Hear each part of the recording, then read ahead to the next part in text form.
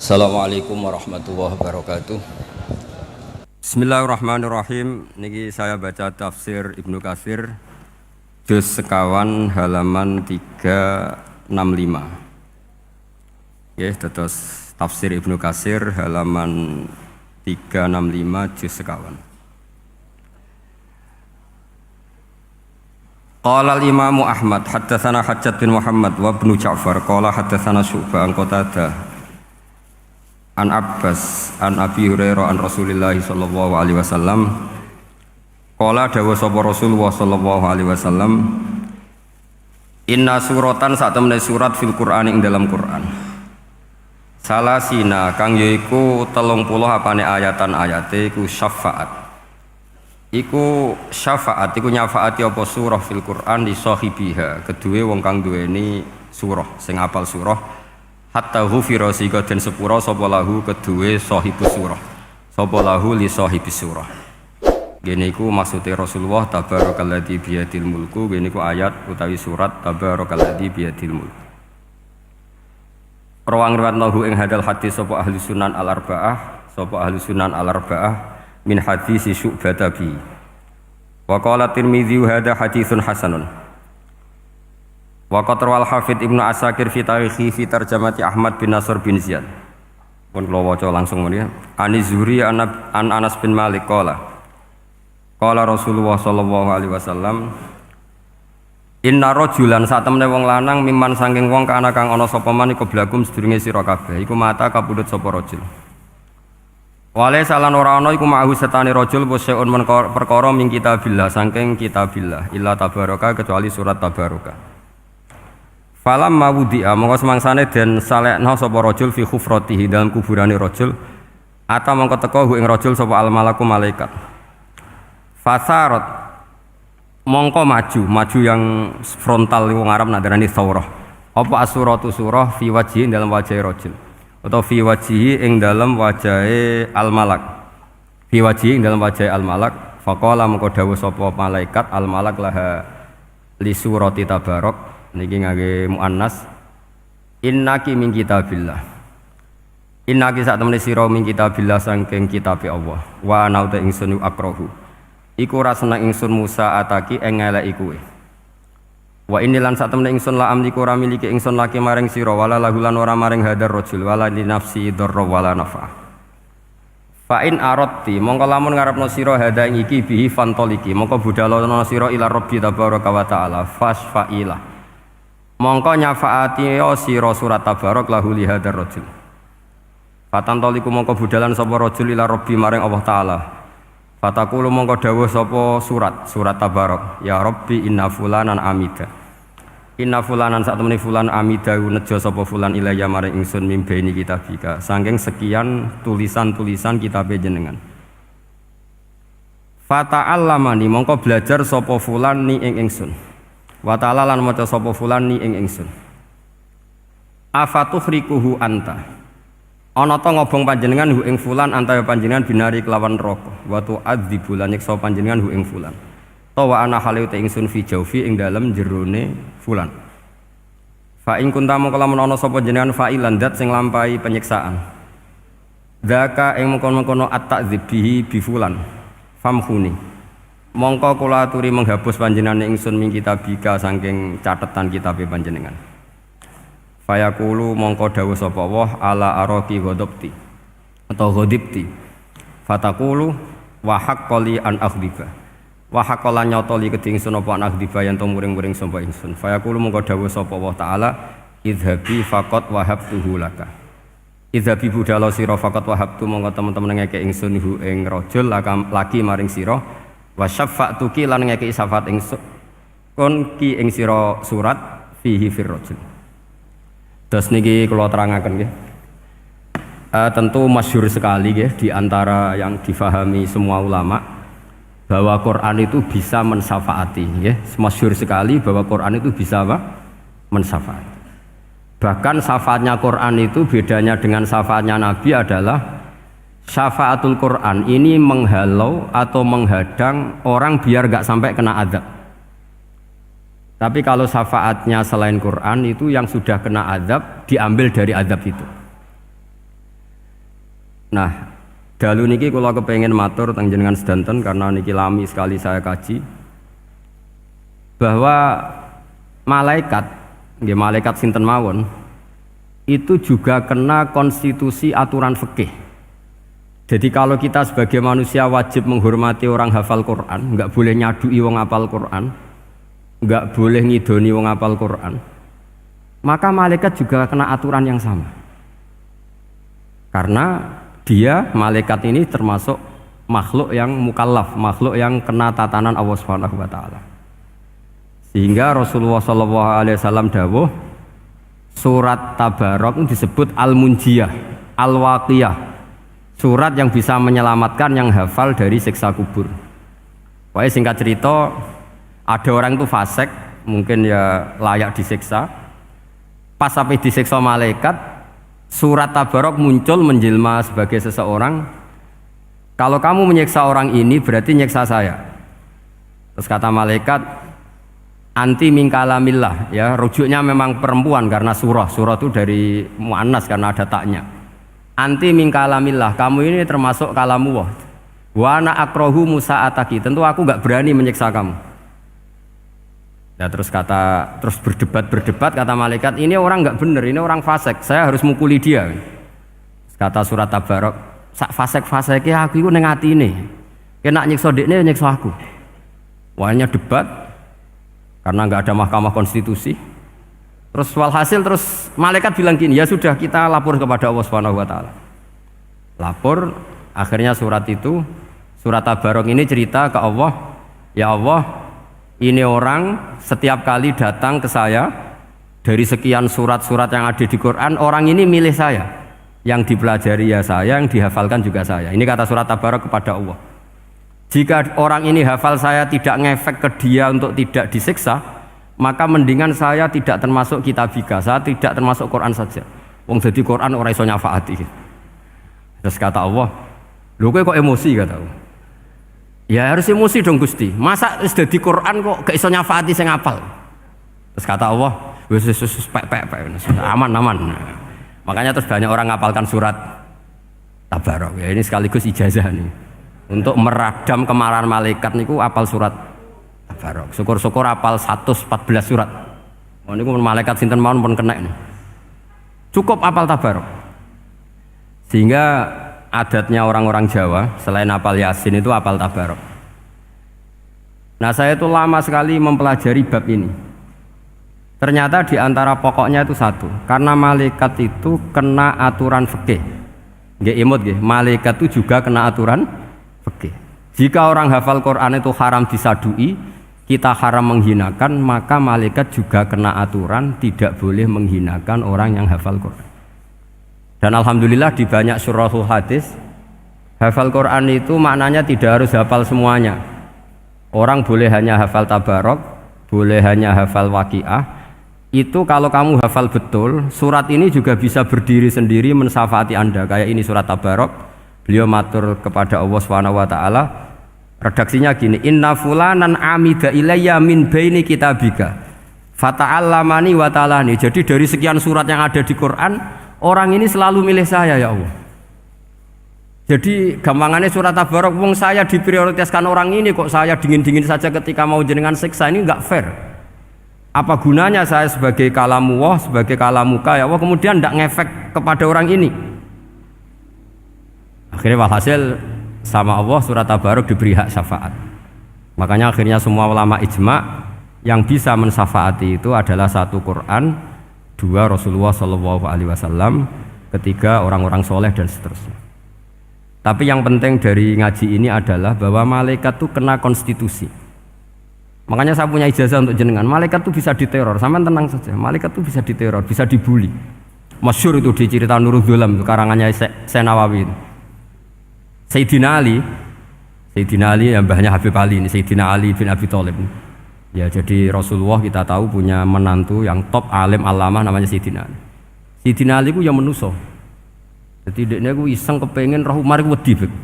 Mergo mangkel. Wong kok ning donya anggere wong tau disentak iku kepengen roh Umar disentak. Wong sak urip-uripe nyentak wong. Walhasil Sayyidina Ali ketika Umar wafat, beliau berdoa, ya Allah saya beri kasaf supaya ngerti Umar sing mletene ngono angger wong disentaki wani gak nyentak mungkar nakir. Itu tok tujuannya. Nah, karena Sayyidina Ali itu orang yang luar biasa, walhasil dituruti mbek pangeran Kasep. Wasep melihat mungkar nakir datang itu matanya kalkidril ghali kayak apa panci yang menganga. Seru. Umar baru bangun dari kubur. Sayyidina Ali sebenarnya ingin melihat kalahnya Umar sebetulnya. Niatnya itu ingin melihat kalahnya Umar. Ternyata Umar tersinggung, langsung berdiri. Hei malaikat, kamu itu harus punya akhlak. Kamu tahu saya siapa? Saya ini temannya kekasihnya Allah. Yang diandalkan temannya, bukan dia. Jadi boleh lah neror malaikat itu boleh. Kamu tahu saya ini siapa?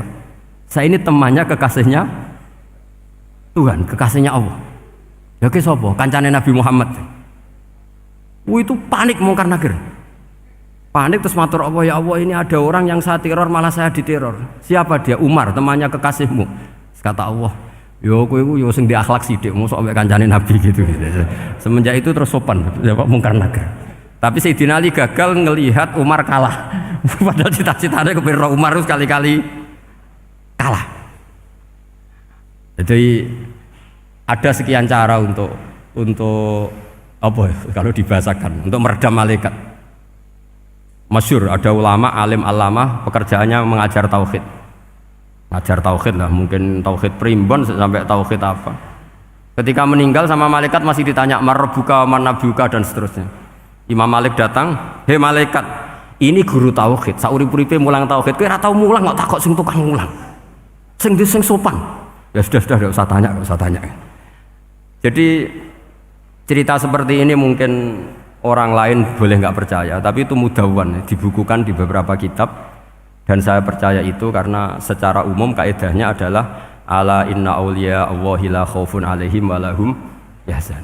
Tetap lahumul busyra fil hayatid dunya fil akhirah. Artinya kalau wali itu ngalami ketakutan ketemu mungkar nakir berarti dia tidak punya busyra fil akhirah. Padahal para wali ini dijamin punya busyra, mendapatkan gembira di dunia juga mendapatkan gembira di akhirat. Artinya kalau para wali ngalami ditanya mungkar nakir terus takut, apa mana mbok bayangno kepuyah-puyah, wah itu lahumul busra.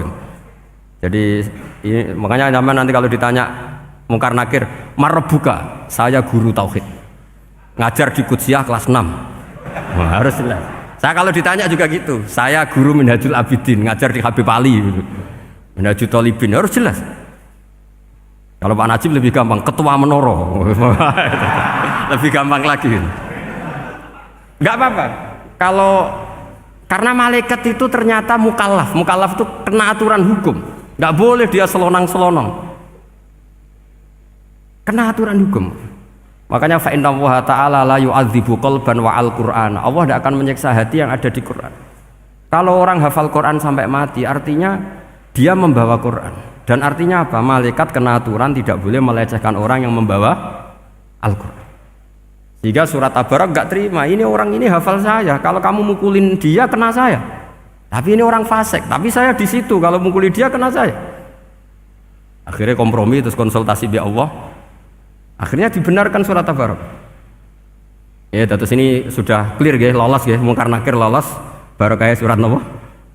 Tabarak. Mungkin buatan dites malih, nak dites malih ndredeg keliru ribet.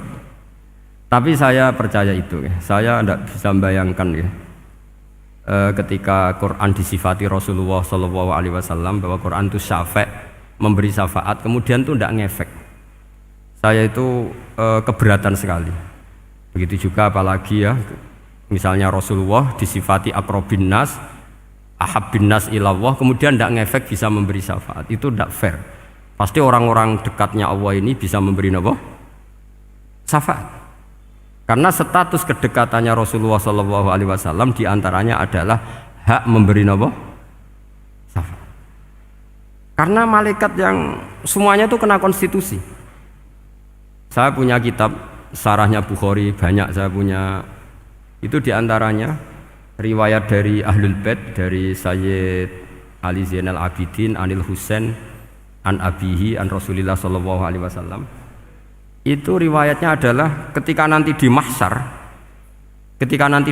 itu ya tidak usah kamu bayangkan ya, karena ini bila kaifin walan hisorin, itu Nabi diantara Jibril dan Allah. Kemudian tentu yang akan masuk surga itu orang-orang yang sudah jelas surganya, kayak para nabi, para wali, para habaib, para orang-orang pilihan, itu jelas surganya.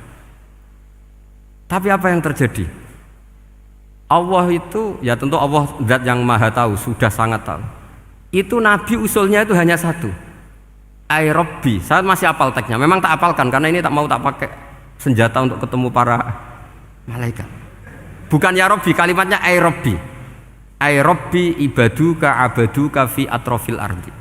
Lho Gusti, yang nyembah jenengan bukan hanya orang Kudus tok, bukan orang Menara tok, bukan madrasah-madrasah elit tok, bukan sekolah-sekolah Anggulun tok. Banyak orang yang di tengah hutan juga nyembah jenengan, banyak orang yang kerja di Korea juga nyembah jenengan, banyak orang dengan segala kemiskinannya juga nyembah jenengan. Tidak hanya orang-orang mainstream ini yang nyembah jenengan. Akhirnya Allah ini terus nyari orang-orang yang gak jelas alamatnya, gak jelas statusnya, tapi di hatinya hanya masih nyembah Allah Subhanahu wa ta'ala. Ini termasuk berkah dari rahmatnya Rasulullah Shallallahu Alaihi Wasallam. Jadi nanti yang jelas ya tentu akan dapat surga karena posisinya jelas. Yang enggak jelas diusulkan sama Rasulullah, ay Rabbi ibaduka abaduka fi atrofil ardi. Itu luar biasa. Saya pernah ke Korea itu haru karena di sana ya ada yasinan, ada dibaan. Padahal kerja di negara ateis. Itu kalau mereka sholat, itu nyuri-nyuri waktu makan, sholatnya itu di kamar mandi. Ya jangan bayangkan kamar mandinya kayak di sini yang sempit juga. Kamar mandi di kota-kota itu kan mungkin lebih bagus dibanding kamar tidur jenengan. Kayak di hotel-hotel itu kan kalau santri so ngantuk. Saking mewahnya, jadi bisa kadang ada yang tanya, mosok Gus kamar mandi nek gue sholat mau cuwilik. Iwak kamar mandimu ini kamar mandi. Ya sering do tanya saya itu sholatnya sah apa enggak sih? Sah, semuanya gitu tak jawab sah terus. Dan itu yang nanti diusulkan Rasulullah Shallallahu Alaihi Wasallam, ay Rabbi ibaduka abaduka fi atrofil ardi. Di luar orang-orang yang mainstream itu ya Allah, banyak orang yang menyembah jenengan. Saya tuh pernah nangis ketika di Bandara Jakarta ketemu orang wireng, serai melarat, jelas melarat, wireng wis. Niku ketemu saya cium tangan. Gus saya ini itu habis dari Selandia Baru, kerjanya dia itu ikut mancing gitu, mancing ikan tuna di Selandia. Kalau saya di tengah laut itu sampai 2 bulan. Hiburan saya itu hanya ngaji jenengan lewat YouTube. Coba orang di tengah laut ngaji. Wah itu seneng pojok bumi. Jadi ini umat Rasulullah Shallallahu Alaihi Wasallam. Makanya kalau suwon jenengan yakin saja terhadap syafaatnya Quran. Karena semua malaikat itu kena aturan. Di antara aturannya adalah tidak boleh menyiksa orang yang di hatinya ada Al-Quran. Fa innallaha ta'ala la yu'adzibu qalban wa al-Qur'ana. Karena Allah tidak akan menyiksa hati yang ada di Quran, yang ada Qurannya. Sehingga memiliki jelas gini riwayat saking Ibnu Katsir. Supaya kula percaya, apalagi ini didhawuhkan Rasulullah Shallallahu Alaihi Wasallam bahwa surat Tabarok adalah disebut munjiyah, penyelamat, juga disebut wakiyah, penjaga. Lalu biasanya orang-orang yang enggak percaya syafaat itu pertanyaannya adalah, kan manusia itu wa alaisa lil insani ila masa'a, manusia itu hanya bisa membawa bekal apa yang pernah dilakukan. Itu dijawab oleh ulama-ulama kita ahli sunnah wal jamaah.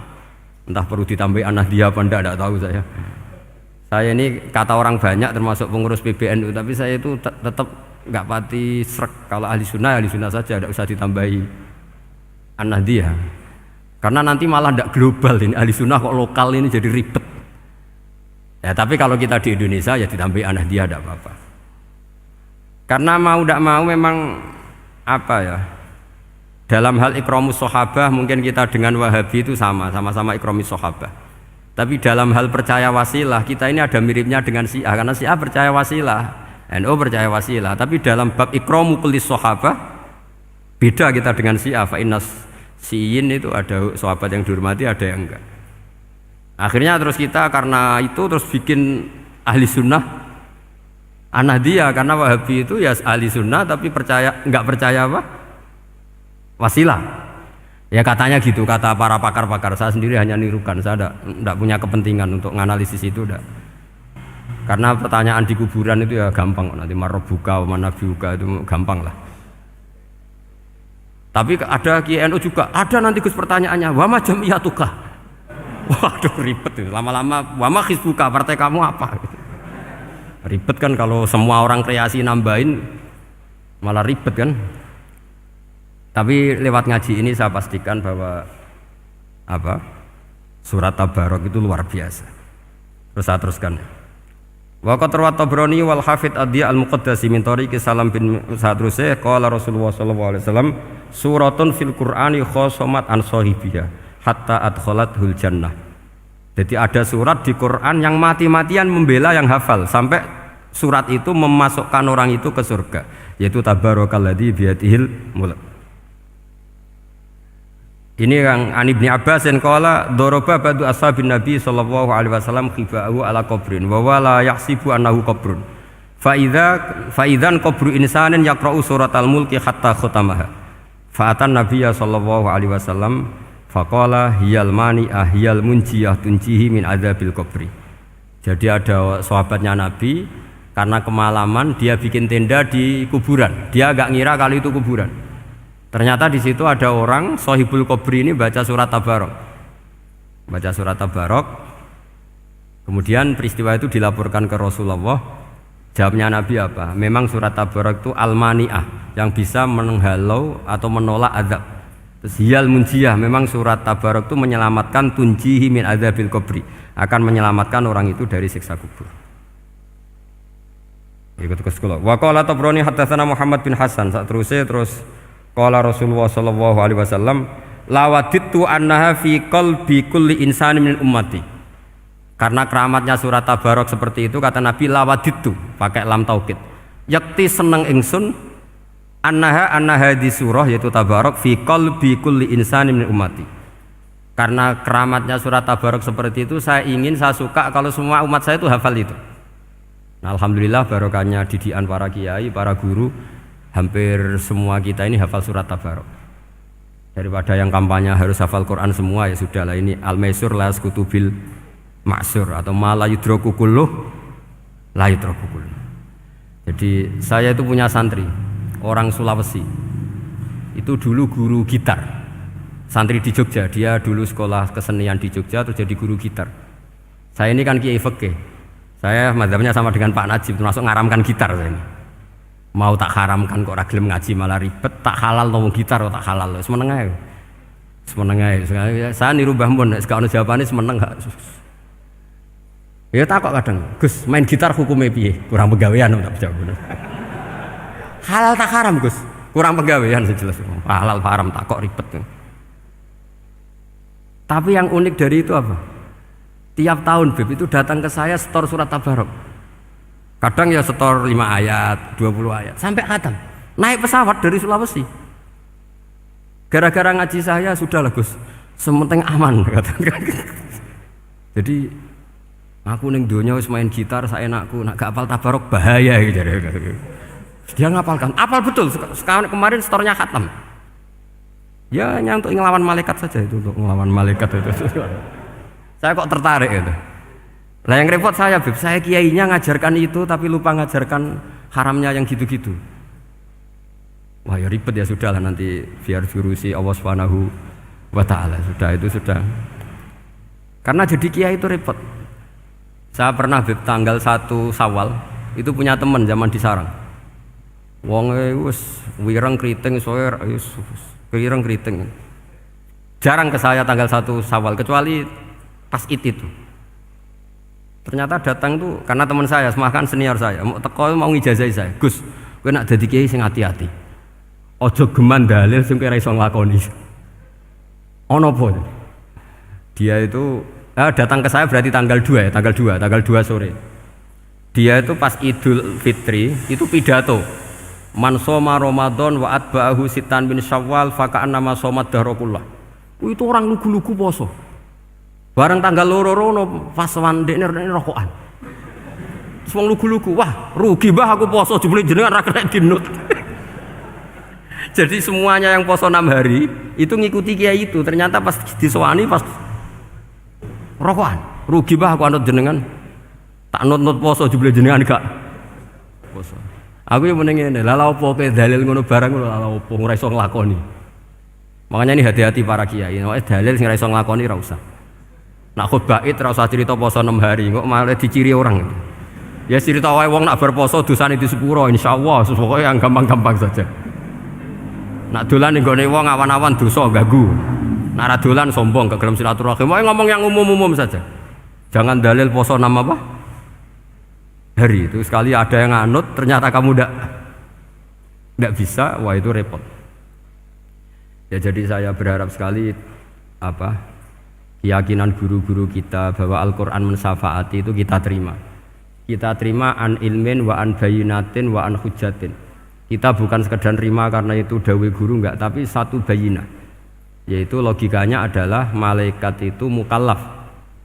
Mukallaf itu kena aturan hukum. Jika manusia kena aturan hukum harus menghormati orang hafal Quran, maka malaikat juga kena aturan yang sama. Yaitu harus menghormati yang hafal Quran. Jadi boleh kamu nanti ketemu malaikat mungkar nakir, sertifikat Iqra khatam, qiraati khatam. Syahadah saya hafid terbaik. Ya supaya dia enggak sembarangan nyiksa kita.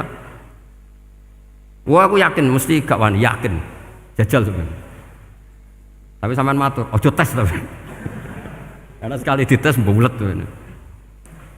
Ya jadi ini jelas ya dawuh Nabi ketika cerita keramatnya surat Tabarok, dawuh Nabi lawaditu annaha fi qalbi kulli insanin min ummati. Waqat rawa hadal hadis Abdu bin Humaid fi musnadihi bi absato min hadza. Faqala ada yang cerita lebih detail di riwayat itu fa innaha al munjiyah wal mujadilah tujadilu auto khasimu yaumal qiyamah inda rabbiha liqairiha. Nah ini lebih gampang lagi. Surat Tabarok itu mati-matian bela yang baca. Semoga riwayat ini yang benar, bukan li hafidhiha tapi liqairiha. Sampeyan milih riwayat yang hafal apa yang baca? Baca apa hafal? Baca apa hafal? Korupsi kabeh guys. Jadi ada riwayat itu tujadilu au tukhasimu yaumal qiyamah inda rabbiha liqari'iha. Bagi yang baca tidak harus hafal. Wa tatlubulahu ayun jiyahu min adzabin nar wa yunjiya biha utawayan sahibaha min adzabil qabri. Jadi surat ini akan mati-matian bela yang membaca. Tadi kan riwayatnya hafal, jadi saya terjemah hafal terus. Akhir-akhir kok ada diskon cukup baca ya ini tak ganti karena ini demi jenengan tak cari riwayat paling gampang. Sebetulnya ini enggak etis, kayak ilmu pesanan. Ya tapi ya sudah, memang ada riwayat apa? Liqariha.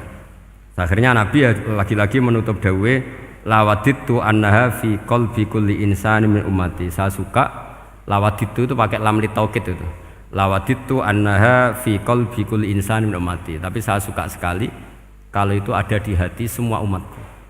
Artinya gini, dari sekian riwayat sebetulnya itu kuat riwayat yang hafal. Karena Nabi selalu menutup dengan ngendikan saya suka kalau itu ada di hati, selalu ada di hati. Itu artinya hafal apa baca?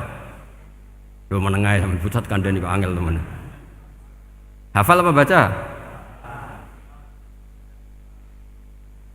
Lawaditu annaha fi qalbi kulli insani min ummati. Itu hafal apa baca? Hafal. Ya berarti hafal. Ini yang hafal Tabarok berapa? Semua ya? Hafal semua? Aman berarti, no? Jadi kulo niku gak ada kitab banyak tentang usul fikih.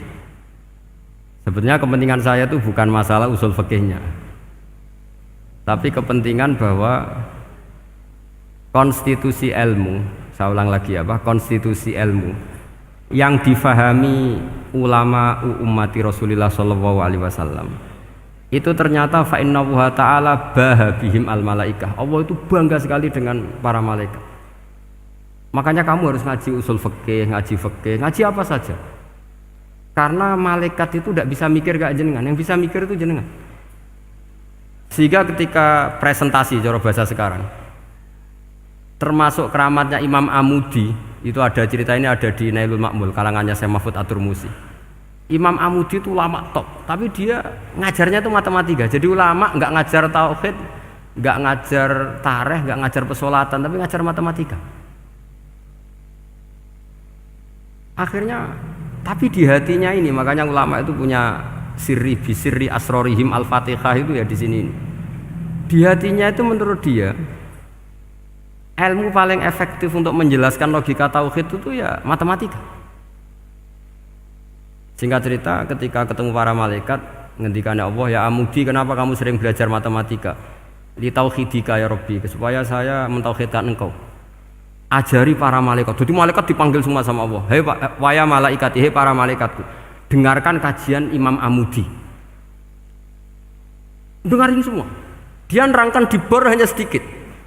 Nisbatus naini wa arba'atin wa khamsin sampai terus ilal wahid, semuanya nisbatul far'i ilal asli. Wes aku gawe angka cek 1 juta cek 1 miliar, tetep awalnya iku siji. Mbok donya jumlahe cek alam galaksi cek planet wes santek. Tetep asal usule siji. Kabeh iku pengembangan nisbatul far'i ilal asli. Liyane zat sing wahid iku kabeh far'un, cabang mintil kal wahdah. Malaikat manduk-manduk kabeh ya, kabeh iku kok Allah. Jadi angka sebanyak apapun itu ya nisbatul far'i ilal asli. Jadi 2 ya enggak asli, yang asli 1. 5 ya sama, 1 miliar ya sama, 1 triliun semua. Berapapun jumlahnya bilangan, semuanya adalah far'un minal wahid.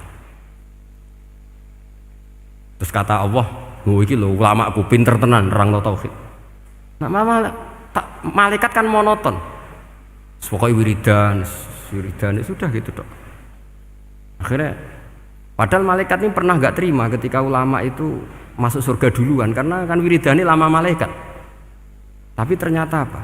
Kata Allah, kowe wiridan terus wajar gak di nafsu. Manusa tak kei nafsu jek eling aku. Akal terbaiknya dipakai untuk saya, kata Allah, yaitu untuk litauhidi, untuk mentauhidkan saya. Itu imam siapa? Amudi. Jadi dia. Terus saya punya kitab, pernah ngaji sama Mbah Mun, namanya kitab Al-Husunul Hamidiyah. Itu ada ulama, itu ahli gambar. Gambar. Kitab itu bergambar. Yo kadang gambar wit, kadang gambar wedhus, pokoknya kitab itu gambar. Tapi wong keramat. Dulu kitab gambar tapi hawane hawa tauhid. Nah, sampean kan enggak ngarang kitab primbon. Donga mahabbah. Lah ndekne dhewe Joko tuwa kok ngijazahi mahabbah. Lucu kan. Ana kiai fakir jal ijazah jal rezeki yo ngijazahi udal ndekne dhewe. Fakir. Lha sing repot menen. Wong ndekne dhewe ra cerdas ngijazahi ilmu laduni. Seribet lho. Wong ndekne dhewe ra cerdas ngijazahi ilmu napa? Ternyata di akhir kitab itu dijelaskan gini. Fa inna hadhihi suwara, semua gambar ini awaluha min nuqtah wahidah. Awalnya adalah dari 1 titik. Jadi famadarul wujud adalah an-nuqtah, 1 titik. Nuqtatul wujud yaitu Allah Subhanahu wa taala. Mbok kowe gambar seruwet apapun. Wis aku gambar benang paling ruwet sing ra iso diurai. Awalnya 1 titik apa 2 titik? 1 titik. Makanya masyhur dalam dawuh para ulama, Quran dikumpulkan di surat Fatihah. Surat Fatihah dikumpulkan di bismillah. Bismillah dikumpulkan di titiknya ba. Nah titik ba ini disebut bi kana makana wa bi yakunu mayakun. Karena lewat titik bi ini karena saya yang ada menjadi ada, dan karena saya yang mau ada akan menjadi ada. Makanya semuanya itu kembali ke 1 titik, nuqtatul wujud. Kayak apa ulama dulu? Jadi mau bismillah itu gak main-main kan. Bismillah itu eling bae. Ba ini nuqtatil wujud, bahwa kita benar-benar bertauhid. Mbok kayak apa buletnya gambar, mbok kayak apa ruwetnya, tetap dimulai dari 1 titik. Mbok kayak apa jumlah angka-angka itu, dimulai angka 1. Nah, sampean saya harapkan nanti kalau ketemu Allah, itu Allah bangga dengan sampean kon mulang tauhid ning malaikat. Orang ning TPQ kon mulang malaikat. Itu cita-cita terbesar saya, kepengen mulang malaikat. Mulang sampean wis bosen yakin wis aku pengen keren mulang. Ya, maksudnya aja malaikat kok Jibril, Mikail itu malaikat elit. Sing awam-awam lho sing mboten. Kalau malaikat ini papan atas niku pun alim banget. Saya kenapa ngomong demikian? Saya ini punya tafsir namanya tafsir Al-Qurtubi. Itu Imam Qurtubi termasuk tak anggap mufassir hebat. Beliau ketika ngendikan wa idz qala rabbuka lil malaikati, terus walhasil malaikat itu terus protes ataj'alu fiha may yufsidu fiha wa yasfikud dima. Itu kan ada pertanyaan di tafsir itu. Bagaimana mungkin malaikat itu protes kepada Allah padahal malaikat itu terkenal loyal sama Allah, enggak pernah intervensi, enggak pernah gugat. Kenapa ini kok ada cerita malaikat kok gugat ataj'alu? Jari Imam Qurtubi, hum awamul malaikah, itu awamnya malaikat. Bukan yang kayak Jibril, Mikail. Itu malaikat-malaikat yang nggak ada namanya, awam. Jadi jangan bayangkan yang protes itu kayak malaikat Jibril. Jadi harus dibedakan. Nah, saya ya tentu kalau ngajar malaikat ya milih yang ini, yang nggak jelas namanya ini sudah. Kalau Jibril ya nggak mungkin diulang, dong sing nggawa wahyu. Apa alam Quran sepiro? Aku sing nggawa Quran ribet kan malah. Lah nek Israil mbok ulang tersinggung dipletet lah tuntas malah ribet. Mikael mbok ulang tersinggung kira di donasi bagian duit dan bagian rezeki ribet. Ya semulang malaikat sing awam. Saya itu termasuk hilang iskal saya, janggal saya karena tafsir Qurtubi. Dulu saya itu iskal. Mau malaikat kok ngevaluasi kebijakan Allah itu artinya kan gini. Ya Allah, engkau mengangkat Adam sebagai khalifah. Padahal potensi Adam itu adalah ifsad. Ya, ataj'alu fiha may yufsidu fiha wa yasfikud dima. Kata malaikat, wa nahnu nusabbihu bihamdika nuqaddisu lak. Itu kan paradok, kalimat yang paradok. Paradoknya begini. Ya Allah, tolong evaluasi engkau ngangkat Adam sebagai khalifah. Potensi Adam adalah merusak bumi. Wa nahnu nusabbihu bihamdik, kita ini selalu mensucikan engkau. Loh, itu kan paradok. Kalau mereka mensucikan Allah, artinya mensucikan juga min ihtimalil khata'. Mensucikan bahwa Allah itu tidak mungkin salah. Lah ini bilang mensucikan kok saya mensucikan engkau Gusti, tapi kok dalam hal ini kok kayak jenengan itu salah gitu. Wong karwan Adam kok mbok angkat. Makanya Allah duka. Wong kowe ku jare maca tasbih kok ngevaluasi. Ya kan maknanya mentasbihkan Allah apa? Mensucikan dari semua kesalahan, kekurangan. Nah, ini bilang baca tasbih kok nganggep Allah itu perlu dievaluasi kebijakannya. Tolong pikir ulang Gusti. Mungkin jenengan kurang detail kan kayak gitu. Akhirnya Allah tersinggung. Masyhur itu di tafsir-tafsir. Meskipun tafsir itu sebagian Israiliyat, yang keterusan itu rodok Israiliyat. Tapi cara kula rodok setuju, Israiliyat yang rodok-rodok gitu. Itu kan masyhur itu. Akhirnya, lah apa alasannya Adam kok salah? Bani Adam tentu akhirnya Adam ini kemudian terganti ke Bani Adam. Dan itu jadi perdebatan ahli tafsir. Apakah domir itu harus kembali ke asal? Apa boleh ke pengembangannya? Misalnya Adam itu kan di situ disebut ataj'alu fiha may yufsidu fiha wa yasfikud dima. Padahal Adam yang nabi ini enggak pernah yusfikud dima. Enggak pernah yufsid fil ardi, juga enggak pernah wa yasfikud dima. Ya, saya ulang lagi, Adam yang nabi itu kan enggak pernah ngalami ataj'alu fiha may yufsidu fiha wa yasfikud dima. Berarti Adam ini nanti yang nakal, yang sampai senang pertemuan darah itu Adamnya apa anaknya? Anaknya kan? Itu jadi perdebatan ahli tafsir. Walhasil singkat cerita, malaikat ini tidak salah. Nyatanya kita tahu kan perang di Irak, di Syria, perang zaman Belanda, Bani Adam itu senang safkud dima. Tapi ternyata malaikat ini ditegur sama Allah. Yusbiya manusia itu salah itu duwe nafsu. Kowe bener mergo ora takei nafsu. Masyhur terus dicerita Israiliyat itu ada malaikat, nggih jajal Gusti. Jajal tenan dikei nafsu, medun ketemu wong adus langsung merkosa. Gaweanan sih, ora kenalan sih. Terus dari Allah, wah lumayan menusa ana mukadimah ka ora-uran ae. Walhasil terus malaikat ape terbang enggak bisa. Ini kata cerita Israiliyat, kamu harus menentang cerita ini. Tapi saya setuju. Singkat cerita, pertanyaannya adalah, mungkinkah malaikat melakukan kesalahan? Padahal termasuk salah adalah protes kepada Allah Subhanahu wa ta'ala. Itu dijawab oleh Imam Qurtubi, hum awamul malaikah. Itu awamul malaikat. Jadi kita harus membedakan malaikat yang papan atas, yang ashos. Kalau dalam tafsir modern disebut malaikat sing ashos, kayak Jibril, Mikail. Ada malaikat awam. Nah, yang awam ini ya biasa, yang bilang qalu ataj'alu fiha may yufsidu fiha wa yasfikud dima. Wa nahnu nusabbihu bihamdika nuqaddisu lak. Itu kan paradok. Paradoknya ya Allah, engkau mengangkat Adam jadi khalifah itu kayaknya salah. Harusnya kan ngangkat kita, karena kita ini yang selalu mensucikan engkau. Loh, mensucikan Allah, kok nganggep Allah mungkin salah dalam bikin keputusan.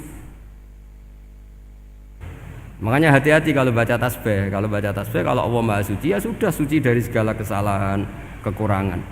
Jika wiridannya Rasulullah yang diajarkan kita, subhanallah bihamdi adada khalqi wa ridha nafsi wa zinata arsy midada kalimati.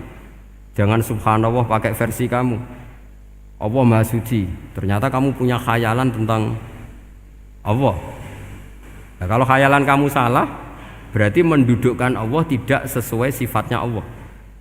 Makanya ahli tauhid terus punya satu pakem ilmu yang namanya ma khatara bi balika fa wa bi khilafi dzalik. Apa yang ada di hatimu bahwa Allah seperti ini, hakikatnya Allah tidak akan seperti itu, karena Allah mukhalafatul lil hawadits. Karena ini masalah-masalah sensitif. Dan itu yang salah, saya ulang lagi, awamul malaikah. Kata Imam Qurtubi siapa? Awamul malaikah. Ya saya teruskan. Jadi kula suwun seperti keinginannya Rasulullah sallallahu alaihi wasallam. Terus niki terakhir, anna Rasulullah sallallahu alaihi wasallam kana layana hatta yaqra alif lam mim tanzil wa tabarakalladzi biyadil mulku wa qala las antawuf yufaddilani kulla suratin fil Qur'an bisab'ina hasanatan. Jadi di antara kelebihannya surat Tabarok adalah mengungguli umumnya surat dengan kelas 70 kali derajat. Jadi keunggulannya surat Tabarok itu bisab'ina darajah di bawah surat-surat yang lain. Sudah, ini surat Tabarok agak panjang. Tapi alhamdulillah dari semua itu surat Tabarok itu kalah mbek Qul huwallahu ahad. Jadi ini nikmat terbesar kita. Karena enggak perlu Tabarok, saiki porsi ini diturunkan jadi apa? Qul. Makanya banyak tarawih main apa? Qul. Itu bukan cari cepet, itu dalile musalsal ila Rasulillah sallallahu alaihi wasallam. Jadi ada sahabat itu kalau ngimami main kulhu. Di Indonesia masih mendingan kulhunya rakaat kedua ya. Itu enggak, sahabat ini rakaat pertama ya kulhu, kedua ya kulhu. Masih mendingan di Indonesia dipakai selingan rakaat kedua. Singkat cerita, sahabat yang makmum ini lama-lama mangkel, matur, ya Rasulullah, ini orang yang kau pasrai jadi imam itu sering main kulhu. Akhirnya Nabi memanggil, ya fulan, kenapa kamu suka baca kulhu? Li'annaha sifatur rahman, karena dalam surat kulhu itu semuanya menerangkan sifatnya Allah Ta'ala. Maka saya suka itu. Nabi saat itu juga dapat wahyu, ya Muhammad, kasih tahu orang itu, inni uhibbu, saya suka dia karena dia suka kulhu. Wah, itu aja hafalkan itu. Jadi itu riwayat yang lebih menggembirakan itu. Jadi ndak usah Tabarok, cukup apa? Kulhu. Dan itu lebih mutawatir. Makanya dalam legenda dunia kiai itu kan ini ada cucunya Sayyidina Ali. Tuh, siapa yang bisa khatam Quran sekian menit, yang menang Sayyidina Ali ya, karena baca kulhu sampai 3 kali, yang dianggap takdilul Quran, sudah sama dengan baca Quran. Jadi ini ijazah terakhir, ini jadi porsinya tambah turun. Saya itu suka, saya itu punya banyak penggemar lah di Jogja, di Jakarta. Memang agama ini harus mudah. Saya itu kalau baca kulhu itu sampai nangis. Nangis saya bukan karena faham atau haru, itu enggak. Sebaik itu Allah, masa gara-gara hafal kulhu, main kulhu dicintainya? Ya karena memang Allah itu benar-benar zat yang baik. Makanya saya punya teman itu kurang ajarnya Masya Allah. Kalau tes ditanya rukun Islam berapa, nawakidul wudhu berapa, muftitatus sholat berapa, semuanya dijawab la ilaha illallah. Terakhir ditulis kafir Pak, sama anak nyalano iki. Nyalano la ilaha illallah kafir apa ndak? Gurunya bingung kan akhir. Di ek iku la ilaha illallah kok di ek. Akhirnya bocah diceluk, "Cung maksudem piye? Mun sampean wani ngeek Pak, kafir Pak." Akhirnya sugahno ribet-ribet. Pertanyaan apa saja? Ma mubtilatus sholat la ilaha illallah. Nah gitu wudu ya. Tapi jangan tiru loh. Lah gurune apa ngeek kawani kafir. Siapa yang berani ngeek la ilaha illallah? Ya ana meneh sing mboweli. Sange belinge ku disurati wong tuane. Kula nu mondok sarang era kuno, dadi ijek lugu wong. Surati wong tuane, kowe gak susah, wong tuamu disurati. Tenang ya Gus, bapakku buta huruf. Dadi wis disurati, gak ngefek wong bapake buta huruf. Nah, di Islam, saya ulang lagi di Islam. Dengan tanda kutip kesalahan-kesalahan kecil gini ku zaman Nabi, sahabatnya Nabi, iku kabeh iku dadi berkah. Makanya enggak ada ilmu sebarokah kayak zaman Nabi. Wong goblok wae dadi berkah. Sampai Nabi ngendikan aksaru ahlil jannah al-bulu, akeh-akeh penduduk swarga iku wong goblok. Mergo wong goblok iku piye? Apa dimangkeli iku ya gaweane pangeran. Nabi itu pernah disomasi wong goblok. Itu ya piye? Nabi kan cerita kiamat tuh gini. Yang kemarin enggak jadi itu. Terus, kiamat di Indonesia kan berapa kali ya? 999 terus 2000 berapa? 12 terus Jumat apa kan sering mau ada kiamat. Saya sering ditanya tamu, "Gus, ngenteni kiamat teng putih. Enteni ning kene barang aku aneh-aneh."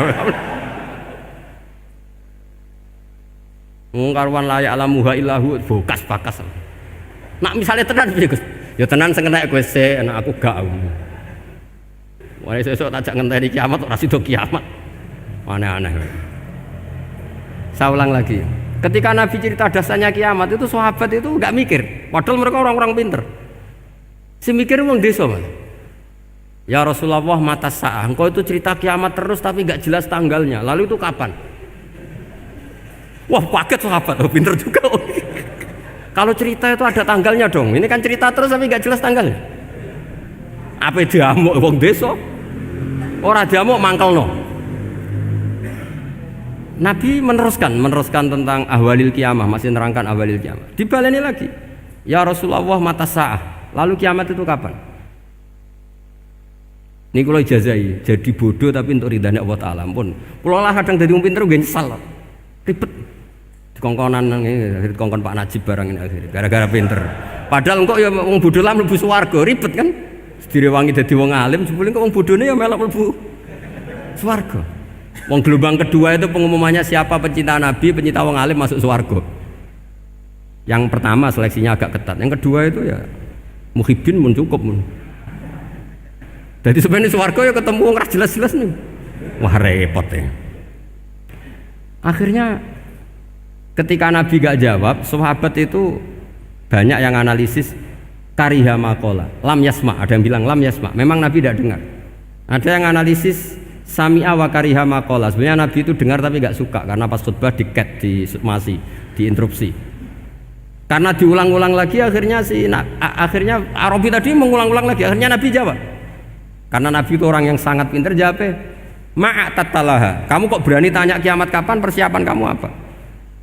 Fawawahi ma'atatulaha kabira sholatin wala siyamin wala kata wa kata walakin uhibbuka. Cek menang ya, cek pede.